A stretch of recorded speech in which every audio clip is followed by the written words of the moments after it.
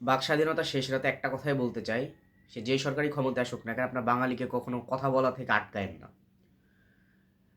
যে সরকার, যারাই, সে যে কেউই হোক না কেন, যখনই বাঙালিকে কথা বলা আটকাইতে গেছে, আটকাই দিছে, ওর পতন হয়েছে। এটা এটা মাথায় রেখেন। এই পৃথিবীতে বাঙালি কথা বলতে ভালোবাসে, সো বাঙালিকে কথা মানে ওই স্বাধীনতাটা কেড়ে নিন না, দেখবেন আপনিও পতন হয়ে গেছেন। সে আপনি যে দলই হন না কেন, সে আপনি যে দলই হন না কেন, আমি বলে দিলাম গ্যারেন্টি, সেটা আজকে হোক, 10 বছর পর হোক, আর 15 বছর পর হোক, আপনি বাংলাদেশের মানুষের গলা যদি এভাবে আটে ধরেন যে আমি কথা বলতে দিব না, মুখ যদি এভাবে আটকাই দেন, আপনাকে ওই জায়গাতেই পুঁতে রাখবে। কথাটা মাথায় রেখে তারপরে কাজ করেন। আমি কোনো রাজনৈতিক মানুষ না, কোনো রাজনৈতিক কিছু না, দেখে শিখে এক্সপিরিয়েন্স থেকে বললাম।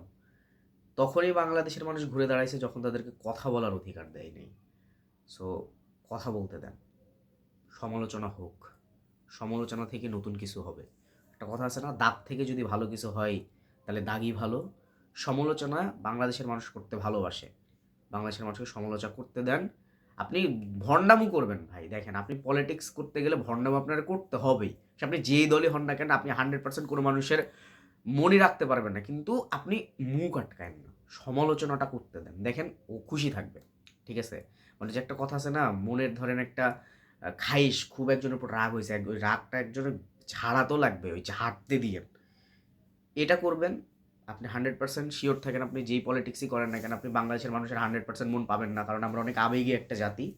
সো দেখবেন মোটামুটি এই দুইটা জিনিস যদি ফলো করেন, তাহলে দেখবেন চিল।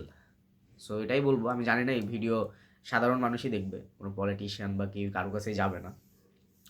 বাংলাদেশের মানুষের কথা মানে মুখ চেপে ধরে অনেক দিন ক্ষমতায় থাকতে পারবেন। ঠিক আছে? সমালোচনা করতে দিয়েন।